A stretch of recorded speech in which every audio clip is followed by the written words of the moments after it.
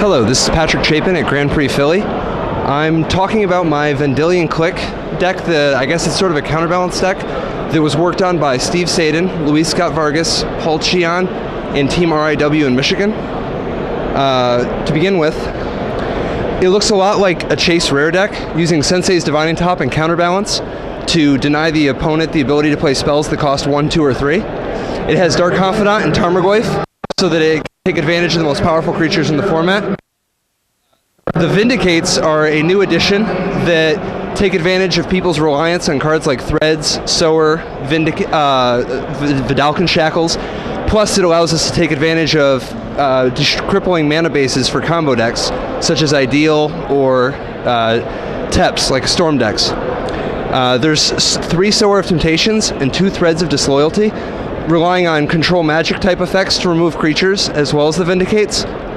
And then a surprising new addition we have is Vendillion Clique. We were looking for another creature. That was a 3-drop, so that our counterbalance could counter 3 casting cost spells. And we wanted something that could hit hard and had evasion. Vendillion. I actually called Steve Sadin up and asked him what was the closest thing to a Serendib Efreet. He told me Vendillion Clique. We tried it and it turned out to be even better. So we're really happy with that. And I think the Vendillion Clique's a card that's going to slowly be caught on in other formats. There's also 2 Gaddock Teagues to help us against combo decks, primarily decks that use Mind's Desire or Dread Return or Enduring Ideal or any big mana spell. It's very important to use 4 Chrome Moxes to speed the deck up. The deck has some really important early game plays like Dark Confidant and Counterbalance, and the Chrome Mox is just a fantastic way to sort of go first even when you lose the draw, or be 2 turns ahead of the guy when you're on the play. The mana base is 21 land, revolving around 4 Polluted Delta, 3 Windswept Heath, 2 Flooded Strand, 1 of each basic except for no mountains, and 4 islands. The basics are very important because it allows us to, 1, live through cards like Destructive Flow and Blood Moon, but also 2, use our fetch lands to fix our mana without having to always take 3 damage. The 5 Ravnica Shocklands are also very important. There's 1 of each for these colors, except there's no Temple Garden because there isn't a ton of green and white. Now, the important thing to remember about the land is that the best 2 lands to get in general are Overgrown Tomb and Hallowed Fountain, because with an island, you can cast any of the spells in the deck. The Overgrown Tomb and the Hallowed Fountain allow for all the gold cards like Gaddock Teague and Vindicate, as well as giving us 2 blue mana for Counterbalance and Counterspell when we play an island. That way we don't have to use our fetch land on turn 3 to get a shock land tapped. The sideboard uses 4 Luxodon Hierarchs, 2 Circle Protection Reds, and 2 Threads of Disloyalty to help with the creature matchup.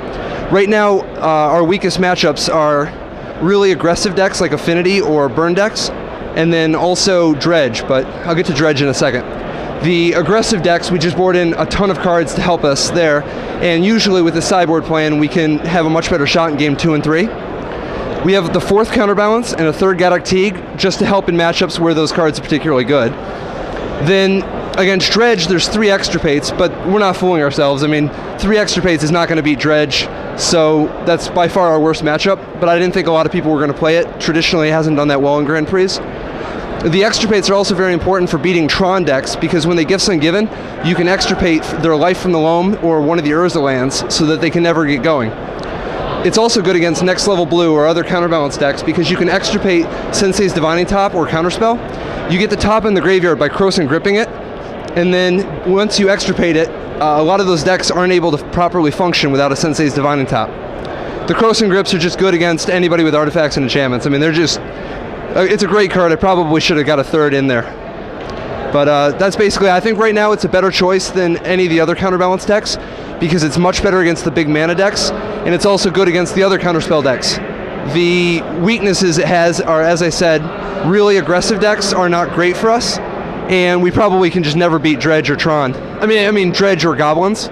Although to be fair, Steve Sadin somehow beat Dredge twice, so I mean, whatever.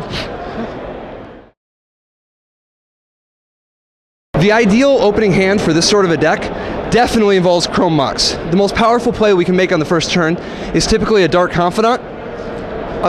Very few people in this format, except for red decks, can beat a turn 1 Dark Confidant on the play reliably. In addition, if we can open up with Sensei's Divining Top and Counterbalance in the first 2 turns, many decks are just completely shut down. So an ideal hand would probably have a Chrome Mox, a Dark Confidant, a Sensei's Divining Top, a Counterbalance, and a few land, like a Polluted Delta, an island, and a shock land of some sort. If we're on the draw, Spell Snare becomes very important. It's actually often right to not play our top on the first turn against decks that don't have discard in them, and just hold up Spell Snare. If we have if we have an island, a Spell Snare, and a top, and we're on the draw, the momentum we gain by Spell Snaring their second turn play is well worth waiting a turn before using the top, assuming we have at least 2 land in our hand.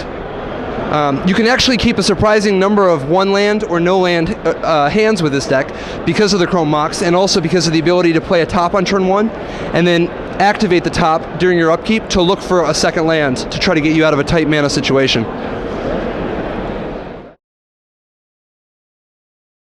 Right now I've been very happy with the deck list. About the only thing I can think of is that I would really like a 3rd Crossing Grip because it just helps so much against so many people. Although I'm not really sure what I would take out. Maybe a 3rd Extirpate, but so far I've been really happy with everything.